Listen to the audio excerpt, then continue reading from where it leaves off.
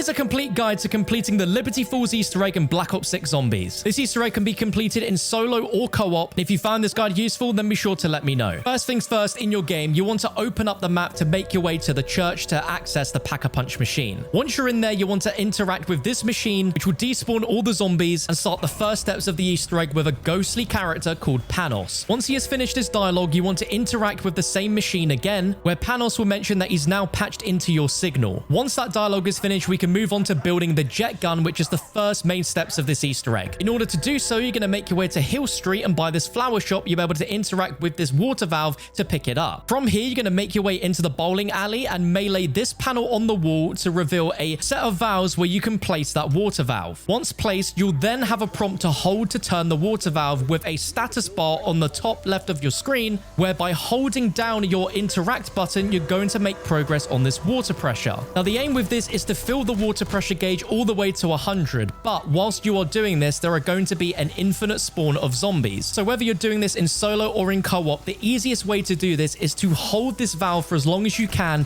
and then train the zombies out of the bowling alley and then run back to continue progress. Thankfully, your progress does save, but it doesn't save for very long. So in the case of solo, it will take quite a few attempts of training the zombies out of the bowling alley to then run back in to then hold this valve to continue adding pressure as the zombies are going to respawn. Take your time with this, and as long as you don't have too many breaks in between, you should be able to continuously add progress to this. Once it's fully completed, the zombies will despawn, and you'll now see that a water pressure gauge has popped out from the wall. You want to pick that up as that is one of the jet gun pieces. The second jet gun piece, you want to make your way over to the cemetery. As a next step, requires you to take down a very specific zombie that spawns in the cemetery, but it is completely random when it spawns. The zombie you're looking for is a groundskeeper, which looks very different to all the other zombies and will be marked and named. And when taken down, it will drop a tool shed key. It's a gold item on the ground, so pick that up. You'll get another quote from the character Blanchard, progressing you through the story. And then you want to make your way to Hill Street, which is just to the right of the cemetery.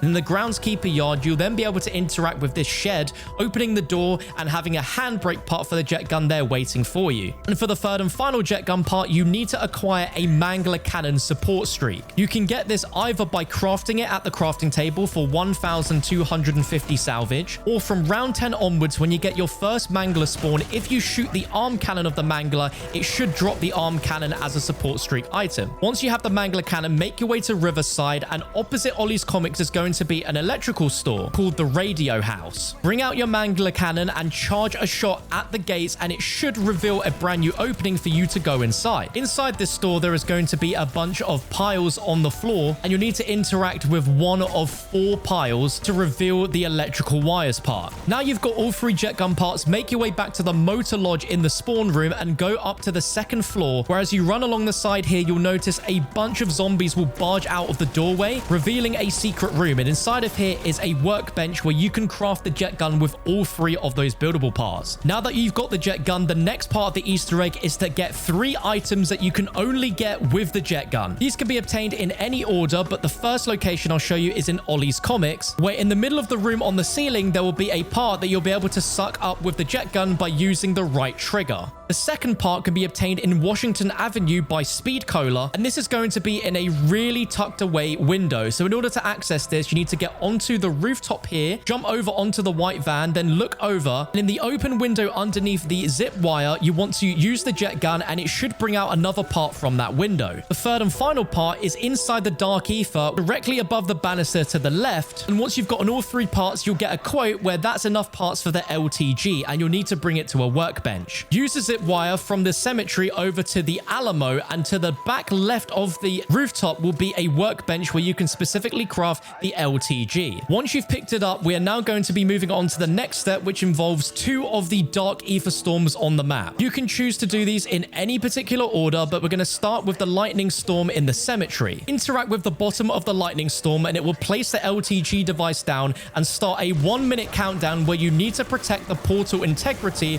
whilst a bunch of zombies are going to spawn. Any zombies that make any contact with that portal will damage the portal integrity, and if you let it get too low, then you're going to fail and you're going to have to go to the next round before you can attempt this again. Once the portal reaches 0, it is going to spawn in a high value target, which is a special version of an elite zombie, where in this location is going to be a very powerful mangler. The idea with this step is that you're going to want to weaken this boss but not completely kill it, and you'll know when this special zombie is weak enough because it will start emitting a purple smoke. Once it's emitting a purple smoke, you need to go inside of the dark ether and pick up one of these ether canisters that's inside this device. Whilst you have this canister on you, you won't be able to sprint. I definitely advise doing this entire step at the very end of the round where you have one zombie left. Once the elite zombie boss is weak enough, in order to complete this step successfully, you're going to have to take the zombie over to one of these dark ether traps that is just in front of Speed Cola, but you want to place down this canister on top of the trap. So once it's activated, the elite zombie is going to run onto the trap and slowly take damage from the trap, and you'll see that the HVT will get taken down and its soul will be sucked into the canister. Once it's safe, pick up the canister and you'll have 1 minute 30 to take that canister back into the dark ether and place it on the device. Once it's placed in, you can then move on to the next step, where if you go back up to this container, a new compartment would have opened on the left side of it with a new tactical called a Strauss counter. Once you've picked it up, run out the dark ether and hold your L1, where you'll see a color displayed on this counter,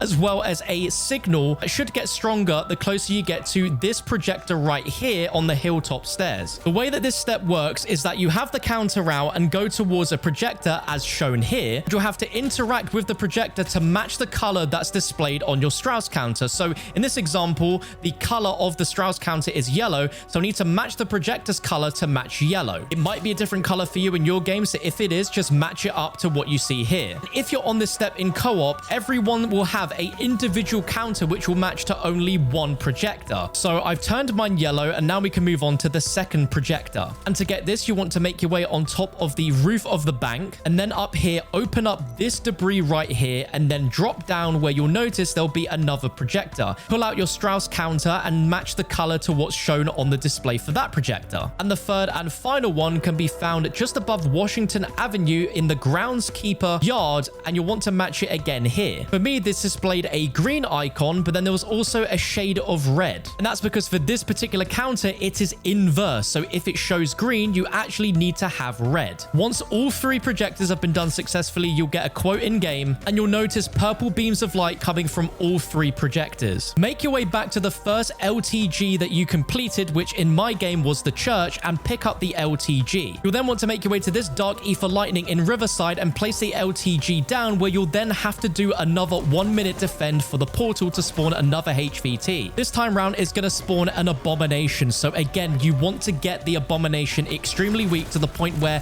he is emitting purple smoke. Once you have that, you then want to pick up the canister that is going to be at the back of spawn here on this device, and you want to place it down on one of the dark ether field traps again. I place mine down right here, and once the HVT is weak enough, activate the trap and lead the HVT over towards the canister. If done correctly, the HVT soul will go into the canister and you will have completed that step. And now all you need to do is take the canister all the way back to the church, where again, you have 1 minute 30 to bring it back and place it inside that machine in the dark ether. At this point, you are now ready to activate the quote-unquote boss fight of this map. But I definitely recommend at this point making sure that you have all of the perks that you feel are necessary, as well as at least having Pack-a-Punch level 2. The jet gun is definitely worth bringing in as well, that you got for free earlier in this Easter egg. It'll be really useful for taking out a bunch of the zombies. Don't be afraid to also craft some score streaks like the mutant injection. As for this boss fight, you will be enclosed within the dark ether church itself and you won't be able to leave. Make sure you have all the necessary gobblegums as well that you want to bring in, and when ready, go up to the machine and there'll be a prompt to activate the SDG, start the final encounter. Rather than a typical boss fight, this is actually going to be 3 waves of increasingly difficult zombies and elite zombies. And depending on how many players you have in your game depends on how many elite zombie types you're going to have. The basics of this is it's broken down into 3 different waves. The first is going to be nothing but normal zombies as well as a lot of manglers, and upon completion